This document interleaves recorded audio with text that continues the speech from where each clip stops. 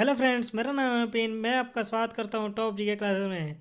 ना संघर्ष ना तकलीफ तो क्या खाक मजा है जीने में। बड़े बड़े तूफान थम जाते हैं जब आग लगी हो सीने में। करो या मरो बस डर से मत डरो, क्योंकि दोस्तों सक्सेस की ये बहुत ही खास बात है कि वो मेहनत करने वालों पर अपनी जान लुटाती है। यूं जमीन पर बैठकर क्या आसमान देखते हो, पंखों खोल जमाना सिर्फ उड़ान देखता है। तो दोस्तों, यदि आपका भी सपना है एनटीपीसी CBT 2 और ग्रुप डी को क्रैक करना है, तो दोस्तों आज मैं उसके लिए मॉक टेस्ट नंबर 16 का डिस्कशन करने वाला हूं, जो कि दोस्तों आपके एग्ज़ाम के लिए बहुत ही मोस्ट इम्पोर्टेंट होने वाला है। इसमें दोस्तों मैं मोस्ट एक्सपेक्टेड जीके और जीएस के क्वेश्चन को डिस्कस करने वाला हूं, जो कि दोस्तों यहां से आपको सीधे सीधे आपके एग्ज़ाम में प्रश्न देखने को मिलेंगे ही मिलेंगे। तो दोस्तों आप लोग इस वीडियो में लास्ट तक बने रहें दोस्तों। और वीडियो में आगे बढ़ने से पहले मैं आपको बता दूं दोस्तों, मेरी जो ये वीडियो है डेली शाम को 4 बजे आती है। तो दोस्तों आप लोग मेरे साथ जुड़ना ना भूलें दोस्तों। इसमें टोटल 45 क्वेश्चन होने वाले हैं। तो दोस्तों आप लोग वीडियो के लास्ट में ज़रूर बताएंगे दोस्तों कि आपका 45 में से कितना क्वेश्चन सही हुआ। और दोस्तों यदि आप इस वीडियो का PDF लेना चाहते हैं तो मैं जो है इसका लिंक जो है डिस्क्रिप्शन में डाल दूंगा, आप लोग वहाँ जाके डाउनलोड कर सकते हैं। चलिए दोस्तों, बिना किसी देरी के वीडियो में आगे बढ़ते हैं। तो दोस्तों यदि आप हमारे टॉप टेलीग्राम चैनल से नहीं जुड़े हैं अभी तक दोस्तों, तो अभी जब ये जाके जुड़ जाइए, क्योंकि दोस्तों यहाँ पे मैं जो भी वीडियो बनाता हूँ उसका PDF यहाँ से मिल जाएगा दोस्तों। और यहाँ पे डेली क्विज भी मिलती है। तो दोस्तों आप लोग यहाँ से जाके अपनी तैयारी को मजबूत कर सकते हैं। बढ़ते हैं दोस्तों मोटिवेशन कोट की तरफ। तो दोस्तों आज का मोटिवेशन कोट है, मेहनत इतनी करो कि किस्मत बोल उठे, ले ले बेटा ये तो तेरा ही हक है। तो दोस्तों आप लोग मेहनत इतना कीजिए दोस्तों कि किस्मत को भी आप लोग चकमा दे दें कि हाँ, अपने मेहनत के बलबूते पे हमने किस्मत को पलटा है। तो दोस्तों यदि आप में भी जोश और जुनून है कुछ करने का, कुछ कर दिखाने का दोस्तों, अपने माँ बाप के लिए कुछ करने का, तो दोस्तों यही आखिरी मौका है दोस्तों NTPC CBT 2 और दोस्तों ग्रुप डी में सिलेक्ट होने के लिए। तो दोस्तों आप लोग इस मौके को मत गंवाइए दोस्तों, क्योंकि यह मौका जो है वो बार बार नहीं आएगा। तो दोस्तों चलिए दोस्तों, इसी मोटिवेशन कोड के साथ हम लोग इस वीडियो में आगे बढ़ेंगे। और वीडियो में आगे बढ़ने से पहले दोस्तों मैं आपको बता दूं, यदि आप हमारे चैनल पे आप नए हैं तो दोस्तों सब्सक्राइब कर लें और साथ में ही बेल आइकन को भी प्रेस कर लें, ताकि मेरी वीडियो के आने वाली नोटिफिकेशन आपके पास सबसे पहले पहुँच सके। बढ़ते हैं दोस्तों नेक्स्ट है दोस्तों, यदि आपको वीडियो हमारी पसंद आए दोस्तों तो लाइक करें और ज़्यादा से ज़्यादा अपने दोस्तों के पास शेयर करें दोस्तों, फेसबुक पे या व्हाट्सएप पे, जिससे भी आप लोग शेयर कर सकते हैं दोस्तों, शेयर करें। बढ़ते हैं दोस्तों आज का पहला क्वेश्चन की तरफ। तो दोस्तों पहला क्वेश्चन है, 1 मीटर स्क्वायर क्षेत्रफल पर अविलंब रूप से कार्य करने वाला 1 न्यूटन बल के लिए दाब होगा। तो दोस्तों आपको बताना है कि दाब का मान कितना होगा, ये आपको बताना है।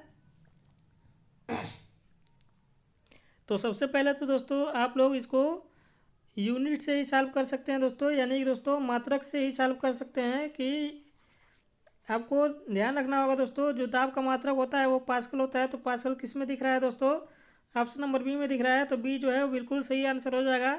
लेकिन दोस्तों मैं आपको बता दूं कि जो दाब का जो फार्मूला होता है दोस्तों, जो प्रेशर का फार्मूला होता है वो दोस्तों होता है, प्रेशर P बराबर होता है दोस्तों F/A होता है। ठीक है, तो आप लोग इसको भी ध्यान रखेंगे दोस्तों। ये जो है दोस्तों ये एरिया है और ये जो है दोस्तों बल है। तो आप लोग इससे ध्यान रहेंगे, इससे जो भी मात्रक बनता है दोस्तों उसको हम लोग पास्कल में डिनोट करते हैं। तो दोस्तों आप लोग ये ध्यान रखेंगे, जो दाब का SI मात्रक होता है वो पास्कल होता है। तो इसलिए ऑप्शन नंबर बी जो है बिल्कुल सही आंसर हो जाएगा। बढ़ते हैं दोस्तों नेक्स्ट क्वेश्चन की ओर। नेक्स्ट क्वेश्चन है दोस्तों, निम्न में से कौन सी मिश्र धातु है, ये आपको बताना है। कमेंट बॉक्स में जल्दी जल्दी छापिए दोस्तों। तो ध्यान रखेंगे दोस्तों, इसमें से जो मिश्र धातु है दोस्तों वो कौन सी है। तो पहले मैं आपको बता दूं दोस्तों, मिश्र धातुएं कौन सी होती हैं। जो धातु दोस्तों 2 या 2 से अधिक धातुओं से मिलकर बनती है दोस्तों, उन्हें हम लोग मिश्र धातु कहते हैं। तो इसमें से केवल जो स्टेनलेस स्टील जो है दोस्तों यही एक मिश्र धातु है। तो ऑप्शन नंबर सी जो है बिल्कुल दोस्तों सही हो जाएगा। आप लोग इसको याद रखेंगे। तांबा दोस्तों ध्यान देंगे, ये मिश्र धातु नहीं है। यह एक तो है दोस्तों, लोहा भी एक मिश्र धातु नहीं है, सोना भी एक मिश्र धातु नहीं है। जबकि स्टेनलेस स्टील जो होता है दोस्तों ये मिश्र धातु है, इसलिए इसका जो राइट आंसर हो जाएगा ऑप्शन नंबर सी हो जाएगा। बढ़ते हैं दोस्तों नेक्स्ट क्वेश्चन की ओर। आक्टेन संख्या निम्नलिखित में से किसकी गुणवत्ता की माप है, ये आपको बताना है। दोस्तों ये क्वेश्चन CBT 1 में पूछा जा चुका है दोस्तों। NTPC का जो CBT 1 का एग्ज़ाम हुआ है दोस्तों अभी हाल ही में 2021 में, उसमें यह क्वेश्चन पूछा गया था दोस्तों। तो ध्यान देंगे, जो ऑक्टेन संख्या होती है दोस्तों, इससे पेट्रोल की गुणवत्ता की माप की जाती है दोस्तों, यानी कि पेट्रोल कितना शुद्ध है या अशुद्ध है, ऑक्टेन संख्या से निर्धारित किया जाता है दोस्तों। एक होता है दोस्तों सीटेन संख्या। यदि आपसे पूछ रहे दोस्तों सीटेन संख्या से किसकी गुणवत्ता की माप की जाती है, तो वो दोस्तों ध्यान देंगे डीजल की माप की जाती है। तो सीटेन संख्या जो हो जाएगा, डीजल की माप में सीटेन संख्या का प्रयोग किया जाता है, यह आप लोग ध्यान देंगे दोस्तों। बढ़ते हैं नेक्स्ट क्वेश्चन की ओर। नेक्स्ट क्वेश्चन है दोस्तों, कोलेरा रोग होता है, ये आपको बताना है दोस्तों। दोस्तों ये तो आसान क्वेश्चन है, कमेंट बॉक्स में जल्दी जल्दी आप आंसर दीजिए। तो ध्यान देंगे दोस्तों, जो कोलेरा रोग होता है, इसका दूसरा नाम दोस्तों क्या है, दूसरा नाम इसको हैजा भी कहते हैं दोस्तों। तो ये जो रोग होता है दोस्तों, ये बैक्टीरिया के द्वारा होता है, तो इसलिए इसका राइट आंसर हो जाएगा ऑप्शन नंबर बी, ए बिल्कुल सही हो जाएगा। बढ़ते हैं दोस्तों नेक्स्ट क्वेश्चन की ओर। उम्मीद है दोस्तों आपको वीडियो पसंद आ रही होगी। यदि आपको वीडियो पसंद आए दोस्तों तो लाइक कर दे दोस्तों। बढ़ते हैं नेक्स्ट क्वेश्चन की ओर। नेक्स्ट है दोस्तों, फूल फल बीज धारण करने वाले फूले हुए पौधे कहलाते हैं। तो आपको बताना है दोस्तों कि जिनमें भी दोस्तों पुष्प पाया जाता है, फल पाया जाता है या बीज पाया जाता है दोस्तों, वो पौधे हम उन पौधों को हम किस कैटेगरी में रखेंगे। ऑप्शन नंबर ए है क्रिप्टोगैम्स, फर्न है, जिम्नोस्पर्म है दोस्तों, और एंजियोस्पर्म है। तो ध्यान देंगे दोस्तों, प्लांट को हम लोग दो भागों में विभाजित करते हैं। एक तो होता है दोस्तों जिम्नोस्पर्म, जिसमें दोस्तों इसमें तो ना ही पुष्प पाया जाता है दोस्तों, और ना ही फल पाया जाता है, और ना ही बीज पाया जाता है दोस्तों। तो उन पौधों को हम लोग जिम्नोस्पर्म में रखेंगे, और जिनमें दोस्तों फल भी पाया जाता है, फूल भी पाया जाता है और बीज भी पाया जाता है दोस्तों, उनको हम लोग एंजियोस्पर्म में रखते हैं। तो इसका जो राइट आंसर हो जाएगा ऑप्शन नंबर डी, बिल्कुल सही है दोस्तों। बढ़ते हैं नेक्स्ट क्वेश्चन की ओर दोस्तों। नेक्स्ट क्वेश्चन है, निम्नलिखित में से एल्केन की पहचान करें। तो दोस्तों इनमें से एल्केन कौन सा है, ये आपको पहचानना है। तो ध्यान देंगे दोस्तों, एल्केन का एक सामान्य सूत्र होता है, वो क्या होता है दोस्तों, वो होता है CnH2n+2 होता है दोस्तों, ये एल्केन का सूत्र होता है। तो दोस्तों इनमें से देख लीजिए, एन जो क्या है दोस्तों, नंबर ऑफ कार्बन, यानी कि दोस्तों एन बराबर आप लोग 1, 2 या 3 कुछ भी रख के देख सकते हैं। तो जो इस फार्मूले को फॉलो करेगा दोस्तों वो एल्केन होगा। तो इसमें से कौन सा होगा दोस्तों, तो ध्यान देंगे, जो देखिए ऑप्शन नंबर बी है, इसमें एन बराबर जब 2 रखेंगे दोस्तों, तो यहाँ पे कितना हो जाएगा, 2 × 2, यहाँ पे 4 हो जाएगा दोस्तों, और +2 कितना मिलकर हो जाएगा, 6 हो जाएगा। तो दोस्तों इसलिए इसका जो राइट आंसर हो जाएगा ऑप्शन नंबर बी, बिल्कुल सही है दोस्तों। जो एल्केन है एक, तो ये ऑप्शन बी जो है बिल्कुल सही हो जाएगा दोस्तों। यदि आप उससे पूछ ले दोस्तों कि एल्कीन का फार्मूला क्या होता है दोस्तों, तो उसके लिए जो ध्यान है दोस्तों, जो एल्कीन का फार्मूला होता है वो बस इतना होता है दोस्तों, CnH2n होता है। यदि दोस्तों आपसे एल्काइन का फार्मूला पूछ ले दोस्तों, कैसे पहचान करेंगे कि ये एल्काइन है, तो एल्काइन का जो फार्मूला होता है दोस्तों, ये होता है CnH2n-2 होता है। तो ऐसा करके आप लोग एल्काइन को भी ज्ञात कर सकते हैं। बढ़ते हैं दोस्तों नेक्स्ट क्वेश्चन की ओर। नेक्स्ट क्वेश्चन है, कार्बन के बहुत अधिक यौगिक हैं, क्योंकि आपको बताना है दोस्तों ऑप्शन में देख के कौन सा ऑप्शन जो होगा वो सही होगा इस प्रश्न के लिए, कि कार्बन के बहुत अधिक यौगिक हैं क्योंकि। तो दोस्तों ध्यान देंगे, इसका जो राइट आंसर हो जाएगा ऑप्शन नंबर सी हो जाएगा दोस्तों, क्योंकि दोस्तों जो कार्बन में जो है वो श्रृंखला बनाने की जो प्रवृत्ति होती है वो सबसे अधिक होती है, इसीलिए दोस्तों कार्बन के बहुत अधिक यौगिक होते हैं। तो इसका जो राइट आंसर हो जाएगा ऑप्शन नंबर सी, बिल्कुल सही हो जाएगा। इसे दोस्तों आप लोग याद रखेंगे। बढ़ते हैं नेक्स्ट क्वेश्चन की ओर। चुंबकीय क्वांटम संख्या से जानकारी होती है, यानी कि दोस्तों आपको बताना है कि जो चुंबकीय क्वांटम संख्या होती है दोस्तों, वो हमें क्या जानकारी देती है, या इससे हमें क्या क्या मालूम होता है कि हाँ क्वांटम संख्या चुंबकीय क्वांटम संख्या है। तो दोस्तों ध्यान देंगे, ये जो हमें जानकारी देती है वो देती है दोस्तों कक्षक में संपूर्ण ऊर्जा की जानकारी देती है दोस्तों। तो इसलिए इसका जो राइट आंसर हो जाएगा दोस्तों ऑप्शन नंबर सी हो जाएगा, कि जो चुंबकीय क्वांटम संख्या होती है वो दोस्तों कक्षक में कितनी ऊर्जा है ये हमें जानकारी देती है। बढ़ते हैं दोस्तों नेक्स्ट क्वेश्चन की ओर। इसे आप लोग याद रखेंगे दोस्तों ये जो सारा क्वेश्चन मैं करा रहा हूँ दोस्तों, वो ग्रुप डी और NTPC में पूछे गए हैं। तो दोस्तों आप लोग इनको बिल्कुल भी हल्के मत लिए दोस्तों, क्योंकि दोस्तों ऐसे ही प्रश्न आपको एग्जाम में देखने को मिलेंगे दोस्तों, इससे बाहर देखने को नहीं मिलेंगे। तो आप लोग दोस्तों बिल्कुल भी ईमानदारी से इस टेस्ट सीरीज को पूरा लगाइए, और दोस्तों आप अपना जो है स्कोर हमें ज़रूर बताइए कमेंट बॉक्स में लास्ट में। चलिए दोस्तों, ये वाला प्रश्न का आंसर दीजिए आप लोग कि जब 1 न्यूटन बल जो होता है, 1 न्यूटन बल और 1 केजी द्रव्यमान पर कार्य करता है और पिंड स्वतंत्र रूप से गति करने में समर्थ है तो पिंड की गतिशील होता है। तो दोस्तों आपको बताना है कि पिंड जो है वो किस वेग से गतिशील होगा। तो ध्यान देंगे दोस्तों, इसका जो फार्मूला होता है, बल का जो फार्मूला होता है वो क्या होता है दोस्तों, वो होता है दोस्तों यह बराबर एम में होता है। ये तो सभी लोग जानते हैं। तो जो बल का मान दिया है दोस्तों वो 1 न्यूटन दिया है, तो यहाँ पे 1 न्यूटन रखेंगे और यम को इधर लेके आएंगे दोस्तों, तो ये बटे में हो जाएगा।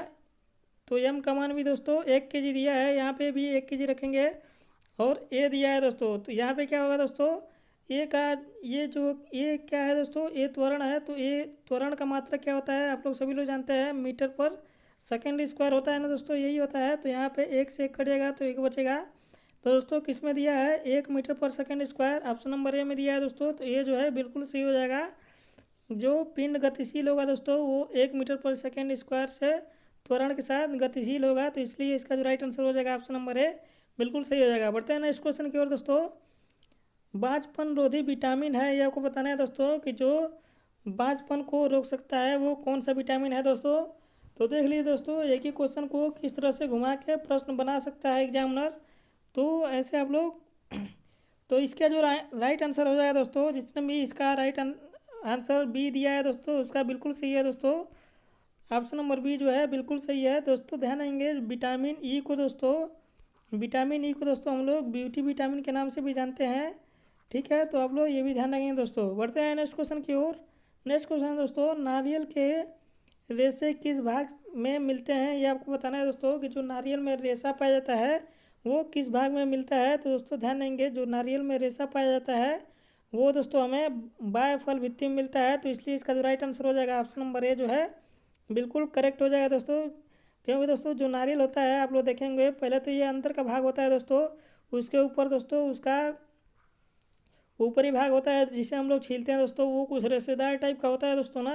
तो ये जो सबसे बाहरी वाला भाग होता है ये दोस्तों बाह्य फल भित्ति कहलाता है, और ये जो बीच वाला भाग होता है दोस्तों ये मध्य फल भित्ति कहलाता है, और जो अंदर वाला भाग होता है दोस्तों ये कहलाता है अंतः फल भित्ति। तो आप लोग ध्यान देंगे दोस्तों, जो रेशा पाया जाता है नारियल के ऊपर वो दोस्तों बाह्य फल भित्ति पाया जाता है। तो राइट आंसर ए हो जाएगा दोस्तों। बढ़ते हैं नेक्स्ट क्वेश्चन पे। नेक्स्ट क्वेश्चन है दोस्तों, 1 जूल में कितने अर्घ होते हैं, तो ये आपको बताना है। तो इसका आंसर दीजिए दोस्तों फटाफट कमेंट बॉक्स में। तो ध्यान रखेंगे दोस्तों, 1 जूल जो बराबर होता है दोस्तों वो होता है 10⁻7 7 अर्घ के होता है। तो इसलिए इसका जो राइट आंसर हो जाएगा दोस्तों ऑप्शन नंबर ए बिल्कुल सही हो जाएगा। बढ़ते हैं नेक्स्ट क्वेश्चन की ओर।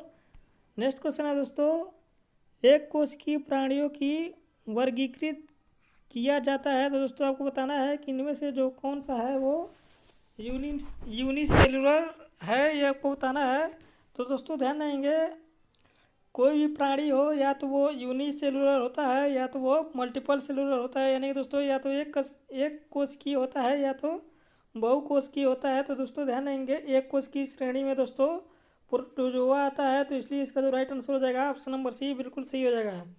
ध्यान देंगे, जो मोलस्का होते हैं, आर्थ्रोपोडा होते हैं और जो स्तनपायी होते हैं दोस्तों ये बहुकोशिकीय जीव हैं। तो इसलिए दोस्तों इस क्वेश्चन का जो राइट आंसर हो जाएगा दोस्तों ऑप्शन नंबर सी जो है वो बिल्कुल सही हो जाएगा। बढ़ते हैं दोस्तों नेक्स्ट क्वेश्चन की ओर। नेक्स्ट क्वेश्चन है दोस्तों, निम्नलिखित में से कौन सा एक प्रबल अम्ल है, ये आपको बताना है दोस्तों कि इनमें से जो है वो कौन सा एक प्रबल अम्ल है, यानी कि दोस्तों स्ट्रॉन्ग एसिड है। तो ध्यान देंगे दोस्तों, जो HNO3 है दोस्तों ये बहुत ही स्ट्रॉन्ग एसिड है। और दोस्तों एक और एसिड होता है वो बहुत ही प्रबल होता है, वो कौन सा है दोस्तों, H2SO4। तो दोस्तों आप लोग इस दोनों को याद रखेंगे, ये दोनों जो हैं वो स्ट्रॉन्ग एसिड के उदाहरण हैं। और बाकी ये जो तीनों दिख रहे हैं दोस्तों ये जो है दोस्तों ये निर्बल अम्ल के जो हैं उदाहरण हैं, ये आप लोग याद रखेंगे। बढ़ते हैं नेक्स्ट क्वेश्चन की ओर दोस्तों। नेक्स्ट है, एक व्यक्ति के लाल रुधिराणु यानी कि दोस्तों आरबीसी कह रहा है दोस्तों कि एक व्यक्ति में जो आरबीसी में जो ए और बी एंटीजन होता है तो उसका सीरम में कौन सी एंटीबॉडी होती है ये आपको बताना है दोस्तों। तो ध्यान देंगे दोस्तों, यदि किसी व्यक्ति का एंटीजन जो है ए है तो उसका जो एंटीबॉडी होता है दोस्तों वो बी होता है। यदि किसी व्यक्ति का एंटीजन बी है तो उसका एंटीबॉडी जो होता है दोस्तों वो ए होता है। और यदि किसी व्यक्ति का ए और बी दोनों जो है एंटीजन है तो उसका जो एंटीबॉडी होता है दोस्तों वो कोई नहीं होता है दोस्तों, यानी कि दोस्तों जीरो होता है। तो इसलिए कोई एंटीबॉडी नहीं होता है, तो right answer option number C हो जाएगा दोस्तों। बढ़ते हैं नेक्स्ट क्वेश्चन की ओर दोस्तों। नेक्स्ट क्वेश्चन है, समान ताप पर ध्वनि की चाल निम्नलिखित में से किसमें अधिकतम होती है। तो आपको बताना है दोस्तों कि यदि आप नॉर्मल टेम्परेचर लें दोस्तों, एक समान टेम्परेचर लें, तो आपको बताना है कि इन गैसों में से किसमें जो है ध्वनि की चाल सबसे अधिक होगी, यह आपको बताना है दोस्तों। तो ध्यान रखेंगे दोस्तों, जो ध्वनि की चाल होती है वो किस पे डिपेंड करती है दोस्तों। तो वो दोस्तों कोई ना कोई माध्यम उसके लिए होना चाहिए, तभी दोस्तों जो ध्वनि है वो एक जगह से दूसरी जगह पे ट्रेवल कर सकती है। तो दोस्तों ध्यान देंगे, जो नॉर्मल टेम्परेचर पे जो हाइड्रोजन के अणु होते हैं दोस्तों वो काफ़ी पास पास होते हैं, तो इसलिए जो है दोस्तों ध्वनि की चाल जो हाइड्रोजन में सबसे अधिक होगी। जबकि दोस्तों नाइट्रोजन हो गया, ऑक्सीजन हो गया, इससे हाइड्रोजन की अपेक्षा जो अणु होते हैं दोस्तों वो थोड़ी दूर दूर पे पाए जाते हैं, जबकि हाइड्रोजन के अणु जो है दोस्तों काफ़ी पास पास होते हैं। तो इसलिए जो इसमें जो है ध्वनि की चाल सबसे अधिक होती है। दोस्तों एक और क्वेश्चन ध्यान रखेंगे कि जो ध्वनि की चाल होती है दोस्तों वो सॉलिड में सबसे अधिक होती है, उसके बाद से दोस्तों लिक्विड में उसके बाद से दोस्तों गैस में होती है। सबसे सबसे कम जो होती है वो गैस में होती है, और जो सबसे अधिक होती है वो सॉलिड में होती है। तो ये दोस्तों आप लोग ध्यान रखेंगे। बढ़ते हैं नेक्स्ट क्वेश्चन की ओर दोस्तों। निम्नलिखित में से किस में अधिकतम अणु है, ये आपको बताना है दोस्तों। कि इनमें जो दिया गया है दोस्तों, चार ऑप्शन आपके पास दिए गए हैं, इनमें से जो है अधिकतम अणु किसके पास है ये आपको बताना है। तो ध्यान देंगे दोस्तों, कैसे आप लोग पता करेंगे कि इनमें से किसका अधिकतम अणु है। तो ध्यान देंगे दोस्तों, यहाँ पे H2 दिया है दोस्तों, यानी कि दोस्तों यहाँ पे हाइड्रोजन के दो अणु है, यहाँ पे दोस्तों N2 दिया है, यहाँ पे भी दोस्तों नाइट्रोजन के दो अणु है। यहाँ पे देखिए दोस्तों, यहाँ पे C दिया है, यानी कि दोस्तों कार्बन दिया है, कार्बन के एक अणु हो गया दोस्तों, और हाइड्रोजन का चार अणु हो गया, यानी कि दोस्तों यहाँ पे 5 अणु दिया गया है। और दोस्तों यहाँ पे देखिए, यहाँ पे कार्बन का एक अणु और ऑक्सीजन का दो अणु मिलके कितना हो गया, 3 अणु। तो दोस्तों सबसे अधिक किस में दिया गया है, तो ऑप्शन नंबर सी में आपको दिख रहा है। तो राइट आंसर कौन सा हो जाएगा दोस्तों, ऑप्शन नंबर सी हो जाएगा दोस्तों। इसके बाद से कोई भी क्वेश्चन ऐसे रिलेटेड आ जाए तो आप लोग उसे मत छोड़िएगा दोस्तों, क्योंकि दोस्तों ऐसे बस एक बार कंसेप्ट क्लियर हो जाए तो आप ऐसे क्वेश्चनों को यूँ चुटकियों में उड़ा सकते हैं। बढ़ते हैं दोस्तों नेक्स्ट क्वेश्चन की ओर। नेक्स्ट क्वेश्चन है, हाइड्रोजन का कौन सा समस्थानिक भारी जल होता है, तो ये आपको बताना है दोस्तों। तो ध्यान देंगे दोस्तों, जो 1H1 होता है इसे दोस्तों हम लोग क्या कहते हैं, इसे हम लोग दोस्तों प्रोटियम कहते हैं। और जो दोस्तों 1H2 होता है दोस्तों इसे हम ड्यूटेरियम कहते हैं दोस्तों। और जो दोस्तों 1H3 होता है दोस्तों इसे हम लोग ट्राइटियम कहते हैं। तो दोस्तों आप लोग ध्यान देंगे, ट्राइटियम, तो दोस्तों ध्यान देंगे जो ये है दोस्तों 1H2, इसे ही दोस्तों हम लोग भारी जल के नाम से जानते हैं ड्यूटेरियम को। तो इसका जो राइट आंसर हो जाएगा दोस्तों ऑप्शन नंबर बी बिल्कुल सही हो जाएगा। बढ़ते हैं नेक्स्ट क्वेश्चन की ओर दोस्तों। नेक्स्ट क्वेश्चन है, किसी गोली दर्पण की फोकस दूरी तथा उसकी वक्रता त्रिज्या में संबंध होता है, ये आपको बताना है दोस्तों कि कौन सा संबंध सही है। तो दोस्तों ध्यान देंगे, जो कोई भी गोलीय दर्पण है दोस्तों, तो आप लोगों ने पढ़ा ही होगा दोस्तों, जो गोलीय दर्पण होता है वो दोस्तों यहाँ पे तो वक्रता केंद्र होता है, यानी कि वक्रता त्रिज्या होती है। और जो दोस्तों इसके और ध्रुव के जो बीच होता है वो दोस्तों क्या करता है, वो फोकस कहलाता है। तो ये फोकस हो गया दोस्तों, ये वक्रता केंद्र हो गया। इसे C या R से दोनों से रिप्रेजेंट किया जाता है दोस्तों। तो दोस्तों जो फोकस होता है वो क्या होता है, वो वक्रता केंद्र का जो होता है आधा होता है। तो इसलिए इसका जो राइट आंसर हो जाएगा दोस्तों ऑप्शन नंबर ए बिल्कुल सही हो जाएगा। बढ़ते हैं नेक्स्ट क्वेश्चन की ओर दोस्तों। नेक्स्ट क्वेश्चन है, किसी निकाय के ताप में परिवर्तन 50 डिग्री सेल्सियस है, तो केल्विन स्केल पर इसका तापमान बताना है दोस्तों। तो ध्यान रखेंगे दोस्तों, किसी भी तापमान जो डिग्री सेल्सियस में दिया गया है दोस्तों, यदि आप लोग उसे केल्विन में बदलना चाहते हैं तो कैसे बदलते हैं दोस्तों। तो जो भी दोस्तों डिग्री सेल्सियस में तापमान आपको दिया गया होता है बस उसको केल्विन में बदलने के लिए 273 में उसका जो है ऐड कर देते हैं। तो दोस्तों 273 और प्लस 50 करेंगे दोस्तों, तो कितना आएगा आपका 323 केल्विन आ जाएगा। तो इसलिए इसका जो राइट आंसर हो जाएगा दोस्तों ऑप्शन नंबर बी बिल्कुल सही हो जाएगा। बढ़ते हैं नेक्स्ट क्वेश्चन की ओर दोस्तों। नेक्स्ट क्वेश्चन है, निम्नलिखित में से कौन एक क्षारीय नहीं है, ये आपको बताना है दोस्तों। तो ध्यान देंगे दोस्तों, इनमें से जो है वो सल्फर जो होता है वो क्षारीय नहीं होता है दोस्तों, ये अम्लीय होता है। तो इसलिए इसका जो राइट आंसर हो जाएगा ऑप्शन नंबर डी जो है बिल्कुल करेक्ट हो जाएगा दोस्तों, इसे आप लोग याद रखेंगे। बढ़ते हैं दोस्तों नेक्स्ट क्वेश्चन की ओर। नेक्स्ट क्वेश्चन है दोस्तों, अवरक्त यानी कि दोस्तों इंफ्रारेड किरणें क्या हैं, ये आपको बताना है दोस्तों कि जो इंफ्रारेड किरणें होती हैं वो क्या होती हैं। तो ध्यान देंगे दोस्तों, जो इंफ्रारेड किरणें होती हैं इनका उपयोग किस में होता है दोस्तों। तो इनका उपयोग जो होता है दोस्तों रिमोट में होता है दोस्तों। ये बहुत बार क्वेश्चन पूछा जा चुका है कि रिमोट जो है वो किस तरंग के सिद्धांत पे कार्य करता है। तो वो इंफ्रारेड किरणों के सिद्धांत पे कार्य करता है। जो रिमोट में से किरणें निकलती हैं दोस्तों वो कौन सी किरणें होती हैं, इंफ्रारेड होती हैं। और दोस्तों ये किरणें क्या होती हैं, तो ये दोस्तों विद्युत चुंबकीय तरंगे होती हैं। तो इसलिए दोस्तों इसका जो राइट आंसर हो जाएगा ऑप्शन नंबर डी बिल्कुल सही हो जाएगा। बढ़ते हैं नेक्स्ट क्वेश्चन की ओर दोस्तों। यदि किसी लेंस की क्षमता +2 डायोप्टर है तो उसकी जो है फोकस दूरी क्या है, ये आपको बताना है दोस्तों। तो ध्यान रखें दोस्तों, जो लेंस की जो क्षमता का जो फार्मूला होता है वो होता है दोस्तों पावर = 1/f होता है दोस्तों। ये दोस्तों ये फोकल लेंथ है, एफ जो है फोकल लेंथ है। तो दोस्तों आपको इसमें पावर दिया हुआ है, दो डायोप्टर दिया हुआ है दोस्तों। और यहाँ से एफ का मान जब आप लोग याद करेंगे दोस्तों, तो जब एफ ऊपर जाएगा दोस्तों तो ये क्या हो जाएगा दोस्तों, ये 1/2 हो जाएगा। और यहाँ से क्या आपको मिलेगा, सॉल्व करेंगे तो 0.5 मिलेगा दोस्तों। ये आएगा दोस्तों, दूरी जो आएगा किस में आएगा, मीटर में आएगा। क्योंकि दोस्तों जो डायोप्टर है ये SI मात्रक है, तो जो लंबाई का जो मात्रक आएगा वो मीटर में आएगा दोस्तों। यहाँ पे सेंटीमीटर में आपसे आंसर पूछ रहा है, तो बस क्या कीजिए, मीटर को सेंटीमीटर में बदल लीजिए। 100 से गुणा करेंगे दोस्तों तो आपको 50 आंसर आ जाएगा। तो इसलिए इसका जो राइट आंसर हो जाएगा ऑप्शन नंबर ए बिल्कुल सही हो जाएगा। बढ़ते हैं नेक्स्ट क्वेश्चन में दोस्तों। उम्मीद है दोस्तों आपको वीडियो पसंद आ रही है। जिसने भी अभी तक लाइक नहीं किया है दोस्तों लाइक करें। चलिए दोस्तों नेक्स्ट क्वेश्चन पे आगे बढ़ते हैं। 3 तार जिनके प्रतिरोध 2 ओम, 3 ओम और 4 ओम है, समांतर क्रम में जोड़े गए हैं, तो बने प्रतिरोध का तुल्य प्रतिरोध आपको ज्ञात करना है। तो मैंने दोस्तों इससे पहले आपको बताया था तुल्य प्रतिरोध ज्ञात करने के लिए यदि समांतर क्रम में जुड़े होते हैं तो फार्मूला क्या होता है दोस्तों, 1/r होता है। और उसके बाद से दोस्तों R1 यानी कि 2 ओम, तो 1/2 प्लस R2 कितना दिया है दोस्तों 3 ओम, तो 1/3। और चौथा दिया है क्या दोस्तों, तीसरा जो प्रतिरोध दिया है वो 4 ओम दिया है, तो वो क्या हो जाएगा दोस्तों 1/4। दोस्तों इसका एलसीएम ले लेंगे, तो एलसीएम लेंगे तो कितना आएगा दोस्तों, एलसीएम आ जाएगा 12। यहाँ पे कितना होगा दोस्तों, 2 से इसमें भाग देंगे तो ये हो जाएगा 6, फिर प्लस, फिर 4, फिर क्या होगा 3।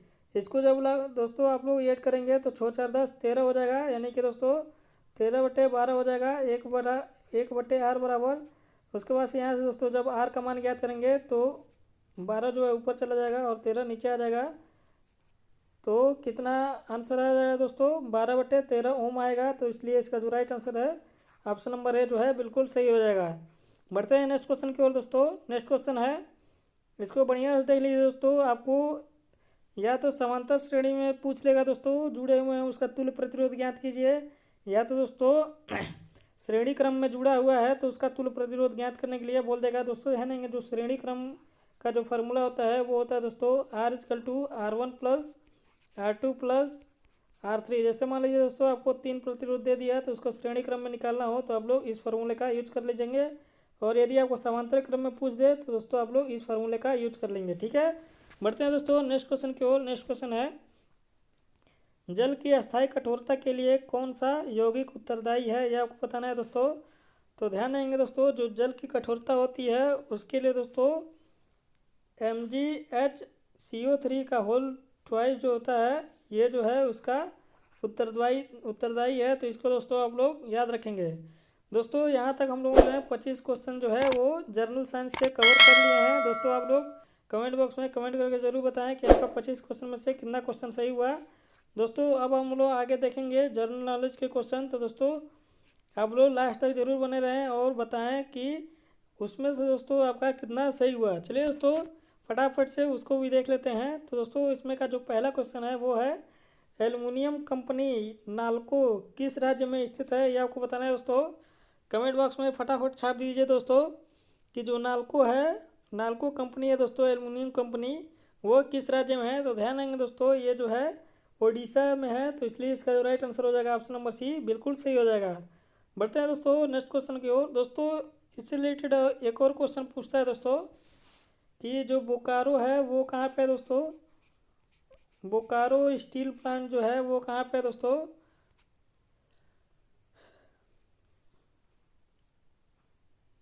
ये आप लोग बताएं दोस्तों जो बोकारो है वो कहाँ पे है। तो बोकारो दोस्तों ध्यान देंगे ये झारखंड में है, तो इसलिए बोकारो जो है दोस्तों वो झारखंड में है, ये आप लोग याद रखेंगे। बढ़ते हैं दोस्तों नेक्स्ट क्वेश्चन में। नेक्स्ट क्वेश्चन है दोस्तों नालंदा विश्वविद्यालय की स्थापना किसने की थी, ये आपको बताना है दोस्तों। तो ध्यान देंगे जो नालंदा विश्वविद्यालय की स्थापना किए थे वो किए थे गुप्त वंश के शासक थे। तो कौन किए थे दोस्तों, जल्दी से बताइए। तो हाँ स्कंदगुप्त ने किया था, तो इसलिए इसका जो राइट आंसर हो जाएगा दोस्तों ऑप्शन नंबर ए, बिल्कुल सही है। सॉरी दोस्तों कुमार गुप्त ने किया था, इसलिए आंसर जो है कुमार गुप्त होगा। बढ़ते हैं दोस्तों नेक्स्ट क्वेश्चन की ओर। सॉरी मिस्टेक हो गया, फ्लो में बह गए, आप लोग समझ सकते हैं दोस्तों, कभी कभी हो जाता है। तो दोस्तों आप लोग एग्जाम में ऐसी मिस्टेक ना कीजिएगा, आपका एक नंबर चला जाएगा, ठीक है। बढ़ते हैं दोस्तों नेक्स्ट क्वेश्चन की ओर। नेक्स्ट क्वेश्चन है दोस्तों प्रसिद्ध नेहरू ट्रॉफी किस खेल से संबंधित है, ये आपको बताना है दोस्तों। जो नेहरू ट्रॉफी है वो किस खेल से संबंधित है, ये आपको बताना है। तो ध्यान देंगे दोस्तों जो नेहरू ट्रॉफी है वो हॉकी से संबंधित है, तो इसलिए इसका जो राइट आंसर हो जाएगा ऑप्शन नंबर डी, बिल्कुल सही हो बी, बिल्कुल सही हो जाएगा।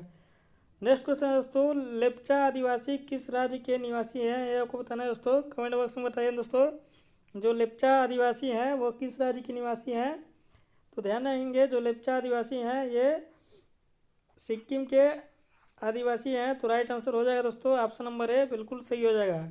बढ़ते हैं नेक्स्ट क्वेश्चन की ओर दोस्तों। नेक्स्ट क्वेश्चन है भारत में वायुसेना प्रशासनिक कॉलेज कहाँ स्थित है, ये आपको बताना है दोस्तों। तो ध्यान देंगे दोस्तों आपने ये तो देखा ही होगा दोस्तों, पिछले से लेके अब तक जो मैंने जीके जीएस का मॉक टेस्ट कराया है उसमें दोस्तों स्टैटिक जीके का जो है दोस्तों, स्टैटिक जीके जो है दोस्तों वो बहुत ही मोस्ट इम्पोर्टेंट है आपके एग्ज़ाम के लिए दोस्तों। तो बिल्कुल दोस्तों आपको हिस्ट्री से पॉलिटी से दोस्तों एक या दो क्वेश्चन मिल रहे हैं, बाकी दोस्तों लगभग हमको देखने को दोस्तों लगभग 15 से 18 सवाल जो है दोस्तों वो स्टैटिक जीके से देखने को मिल रहे हैं दोस्तों। तो आप लोग रेलवे के लिए दोस्तों स्ट्रेटेजी पे ज़्यादा कमांड बनाइए, ठीक है दोस्तों। इसका जो राइट आंसर हो जाएगा दोस्तों ऑप्शन नंबर सी जो है बिल्कुल सही हो जाएगा दोस्तों। अब हम लोग दोस्तों स्ट्रेटेजी जीके पे ही कमांड बनाएंगे, ठीक है। बढ़ते हैं नेक्स्ट क्वेश्चन की ओर दोस्तों। नेक्स्ट क्वेश्चन है शांति स्वरूप भटनागर पुरस्कार किस क्षेत्र में दिया जाता है। तो ध्यान देंगे दोस्तों जो शांति स्वरूप भटनागर पुरस्कार दिया जाता है वो दोस्तों विज्ञान और प्रौद्योगिकी के क्षेत्र में दिया जाता है, तो इसलिए इसका जो राइट आंसर हो जाएगा ऑप्शन नंबर बी, बिल्कुल सही हो जाएगा दोस्तों। ये भी देख लीजिए, ये भी स्टैटिक जीके में ही आता है, ये भी स्टैटिक जीके का ही क्वेश्चन है। बढ़ते हैं नेक्स्ट क्वेश्चन की ओर दोस्तों।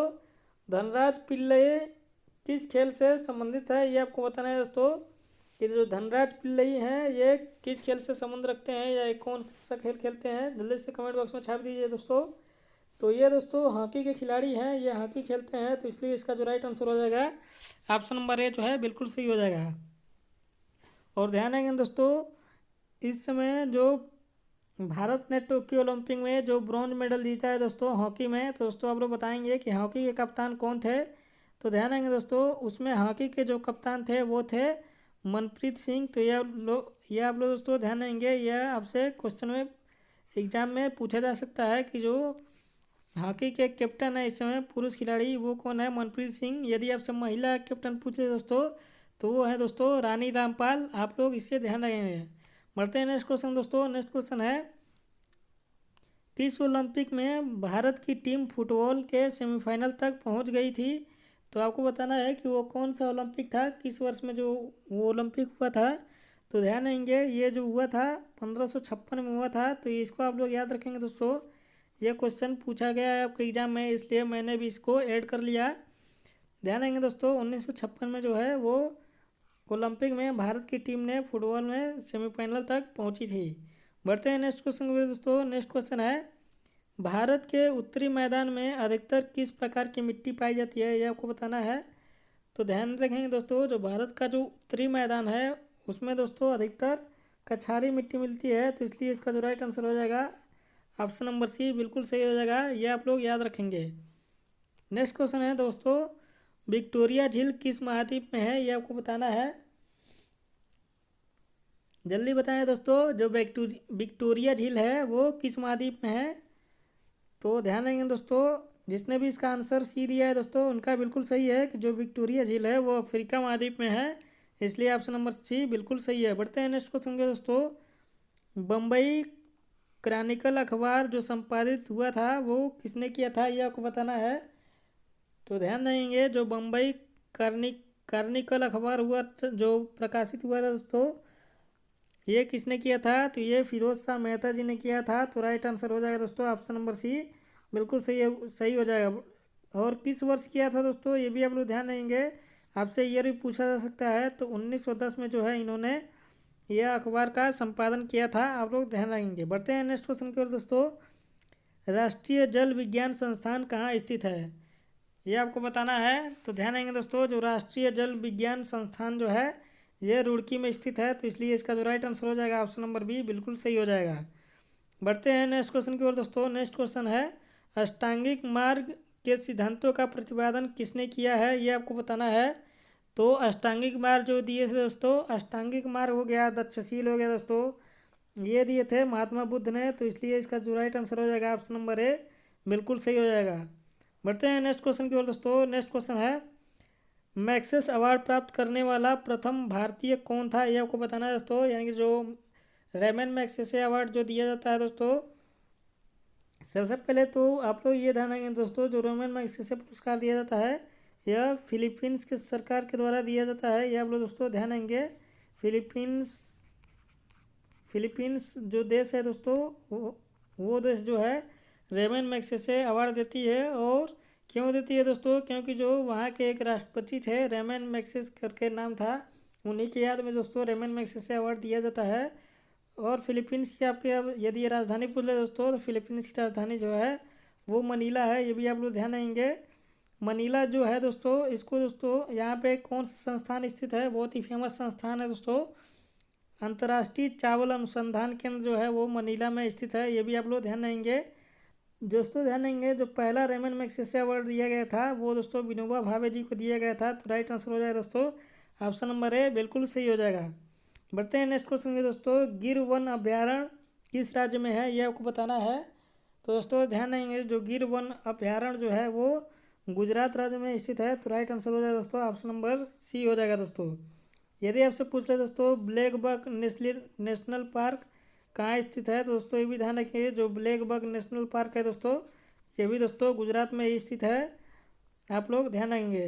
राजस्थान में कौन सा है दोस्तों, राजस्थान में है दोस्तों रणथंभौर टाइगर रिजर्व है, ये भी दोस्तों आप लोग ध्यान रखेंगे। कर्नाटक में कौन सा है दोस्तों, तो नागरहोल है, बांदीपुर है दोस्तों, बन्नेरघट्टा है, ये दोस्तों आप लोग ध्यान रखेंगे यहाँ के नेशनल पार्क हैं। बढ़ते हैं नेक्स्ट क्वेश्चन की ओर दोस्तों। नेक्स्ट क्वेश्चन है सूरत किस नदी के तट पर बसा है, ये आपको बताना है। जल्दी से छाप दीजिए दोस्तों कमेंट बॉक्स में। तो ध्यान देंगे दोस्तों जो सूरत शहर है वो ताप्ती नदी के किनारे बसा है। तो राइट आंसर हो जाएगा दोस्तों ऑप्शन नंबर ए बिल्कुल सही है, बिल्कुल सही हो जाएगा। दोस्तों यदि पूछ ले कि जबलपुर शहर किस नदी के किनारे बसा है, तो दोस्तों ये भी ध्यान देंगे जो जबलपुर शहर है मध्य प्रदेश का, ये दोस्तों नर्मदा नदी के किनारे बसा हुआ है। और जो नर्मदा नदी पे दोस्तों एक बहुत ही एग्जाम में पूछे जाने वाला जो वाटरफॉल है दोस्तों, बहुत बार पूछा जाता है कि धुआंधार जो जलप्रपात है दोस्तों, धुआंधार जलप्रपात वह किस नदी पे स्थित है, तो दोस्तों नर्मदा नदी पर स्थित है। और किस राज्य में दोस्तों, मध्य प्रदेश में है। तो ये भी आप लोग दोस्तों ध्यान देंगे, बहुत बार एग्जाम में पूछा गया है। नेक्स्ट क्वेश्चन है दोस्तों बुशमैन आदिवासी कहाँ पाए जाते हैं, यह को कमेंट बॉक्स में बताना है दोस्तों। तो ध्यान रखेंगे दोस्तों, जो बुशमैन आदिवासी जो जनजाति हैं ये दोस्तों कालाहारी मरुस्थल में मिलते हैं। और जो कालाहारी मरुस्थल है दोस्तों, ये कहाँ का मरुस्थल है?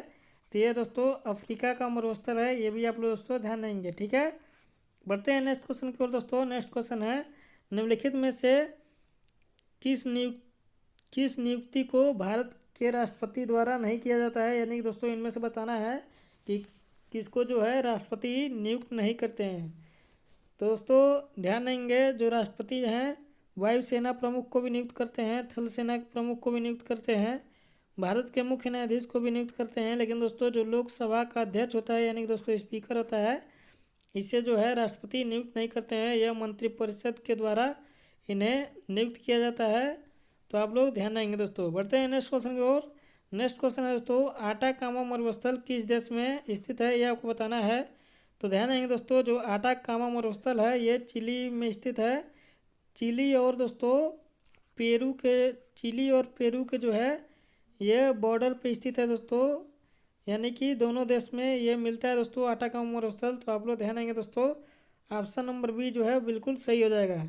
बढ़ते हैं नेक्स्ट क्वेश्चन की ओर दोस्तों। और आज का लास्ट क्वेश्चन है, निम्नलिखित में से कौन मंत्रिपरिषद के अंतर्गत नहीं आते? ये आपको बताना है दोस्तों। तो ध्यान देंगे, मंत्रिमंडल सदस्य ये भी आते हैं दोस्तों मंत्रिपरिषद में, राज्य मंत्री ये भी आते हैं दोस्तों मंत्रिपरिषद में, और विभाग रहित मंत्री यानी कि दोस्तों जिनको कोई भी विभाग नहीं दिया गया है। विभाग से मतलब क्या है दोस्तों कि किसी को कृषि मंत्री दे दिया गया, किसी को रेल मंत्री दे दिया गया। इसी तरह दोस्तों जिनको विभाग प्राप्त नहीं है वो भी दोस्तों मंत्रिपरिषद में आते हैं, ये भी ध्यान रख सकते हैं। ध्यान रखेंगे दोस्तों, जो मंत्रिमंडल सचिव जो होते हैं ये मंत्रिपरिषद में नहीं आते हैं दोस्तों। मंत्रिमंडल सचिव किसको बनाया जाता है दोस्तों? तो ध्यान रखेंगे दोस्तों, जो मंत्रिमंडल सचिव होते हैं या IAS PCS के अधिकारी बनते हैं, या जो SSC द्वारा सेलेक्ट होके जाते हैं वो मंत्रिमंडल के सचिव बनते हैं। तो इसलिए इसका जो राइट आंसर हो जाएगा ऑप्शन नंबर डी, बिल्कुल सही हो जाएगा दोस्तों। तो दोस्तों आप लोग कमेंट बॉक्स में कमेंट करके ज़रूर बताएंगे कि आपका 45 में से कितना क्वेश्चन सही हुआ। और दोस्तों आपको वीडियो कैसी लगी लाइक करके ज़रूर जाइएगा दोस्तों, और साथ में नए हो वीडियो में तो सब्सक्राइब भी कर लीजिएगा दोस्तों। मैंने इससे पहले ज्ञानपीठ पुरस्कार से रिलेटेड वीडियो बनाया है, जो कि दोस्तों 1965 से लेके 2022 तक जो भी दोस्तों मोस्ट इम्पोर्टेंट क्वेश्चन आपके पेपर में पूछे जा सकते हैं वो सारे क्वेश्चन को मैंने इसमें कवर किया है। तो दोस्तों मैं इसका जो लिंक है डिस्क्रिप्शन में डाल दूंगा। यदि आपने नहीं देखा है दोस्तों तो ज़रूर देख लीजिएगा दोस्तों, कि जो 56वां ज्ञानपीठ पुरस्कार है, 57वां ज्ञानपीठ पुरस्कार है दोस्तों, ये 2022 में जितने भी एग्ज़ाम है दोस्तों उन सारे में यहाँ से रिलेटेड प्रश्न पूछे ही जाएंगे। तो दोस्तों आप लोग इस वीडियो को एक बार से ज़रूर देख लीजिएगा यदि आप नहीं देखें तो। दोस्तों इस वीडियो में बस इतना ही। यदि आपको वीडियो पसंद आए तो लाइक करें दोस्तों, और अपने दोस्तों के पास ज़्यादा से ज़्यादा शेयर करें। और यदि आप हमारे चैनल पर नए हैं तो सब्सक्राइब कर लें दोस्तों, साथ में बेल आइकन को प्रेस करना ना भूलें। और दोस्तों ये वीडियो कैसी लगी आपको कमेंट बॉक्स में कमेंट करके ज़रूर बताएं। कोई फीडबैक हो तो ज़रूर बताएं दोस्तों, कि कोई सुधार करना हो तो ये भी आप लोग ज़रूर बताएं कमेंट बॉक्स में कमेंट करके। मिलते हैं दोस्तों नेक्स्ट वीडियो में, तब तक के लिए जय हिंद।